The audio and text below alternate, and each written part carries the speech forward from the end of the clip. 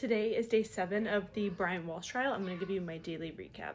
Today there was a ton of foundation laid with all of the DNA evidence. The DNA testing was done comparing the profiles of Anna Walshe and Brian Walshe with a lot of the items that we have seen images of yesterday that were removed from the home and from the trash. So let's get into it. Matthew Sheehan is still on the stand. He's a forensic scientist. He is the one who responded with the crime team and went into the home and took photos that we saw yesterday. He is in the middle of his cross-examination by attorney Tipton. He's questioned by a lot of random things, nothing really that totally stood out to me aside from the fact that he did notice and mention that some of the items that were purchased at Lowe's, like the cleaning supply things that we had seen in the surveillance video, like the mop, bottles of hydrogen peroxide, were not used or were unopened, and Tipton just wanted to make that clear. He's asked if he put together any of the fragments of the rug, and he says he didn't, and that wasn't part of his job. He wasn't sure if it was done. Attorney Tipton kind of tiptoes around the questions of who was on scene on January 8th and January 9th when he was there. He came over the course of 2 days. The first day he said that he was on the main level in the basement, and then the following day he did go up to the upper levels and back down to the basement.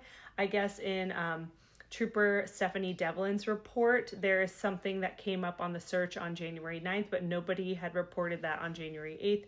And he says it was a stain that was in the second floor bedroom.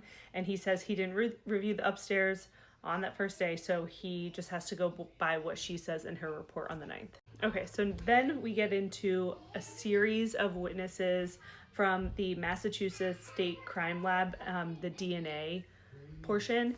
And they explain all of the steps that they completed on the items that they were going to be doing DNA samples from. We learned that it's a 4-step process.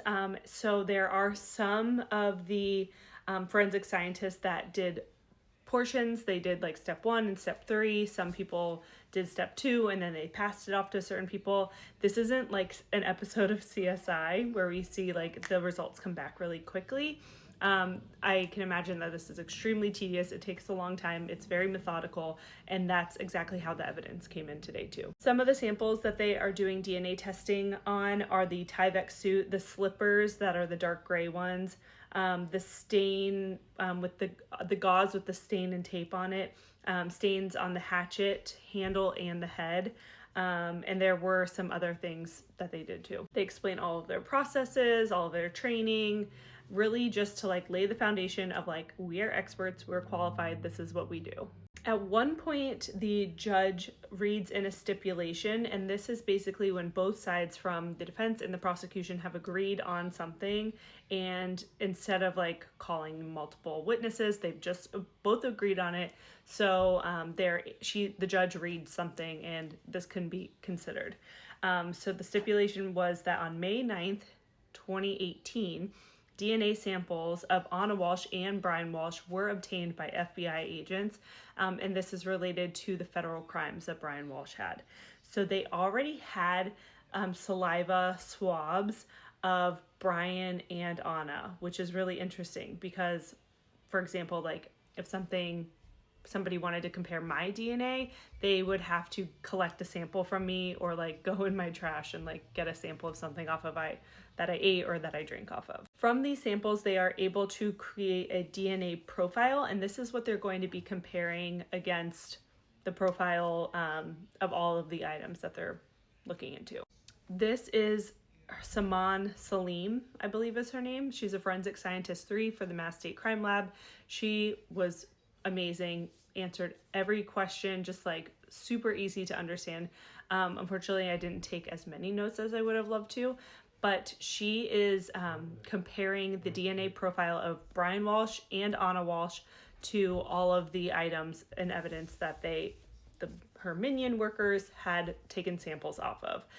So she does all of that, and then she has these reports that she interprets for the court. She looks at her notes. The first item was the sample of the interior of the dark gray slippers. There's a mixture of 3 contributors, including male DNA. And it's confirmed that it was more likely Brian Walshe than some other random person on that DNA, on that sample. She also mentions that with this testing, you can't determine when or how DNA was deposited. She can just tell you whose it is. We learned that Anna Walsh's DNA was on the Tyvek suit. We learned that her DNA was on a bloody tissue that was found in the trash.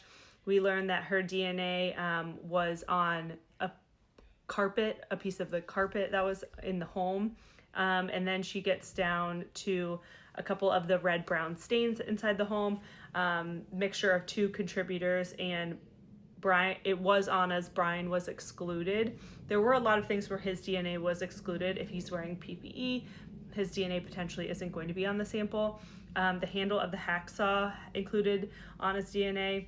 A stain on a white towel had Anna's DNA on it. The hatchet had her DNA on it as well, which incredibly sad and especially very creepy.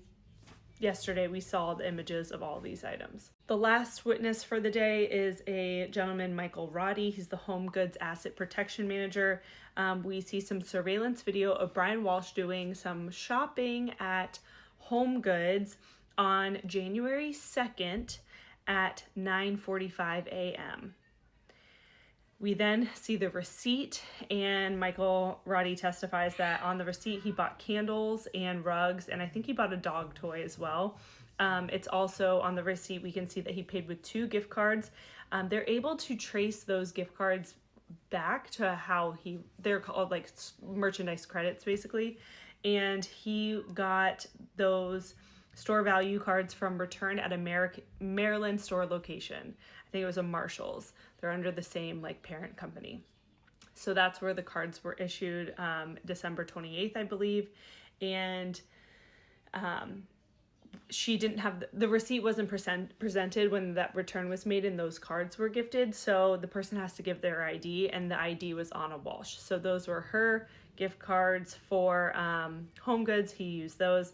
And then on January 4th at 10 a.m., he goes back and buys bath mats and towels. This is at 10 a.m. before he had spoken with Anna's colleagues, before he had reported her missing.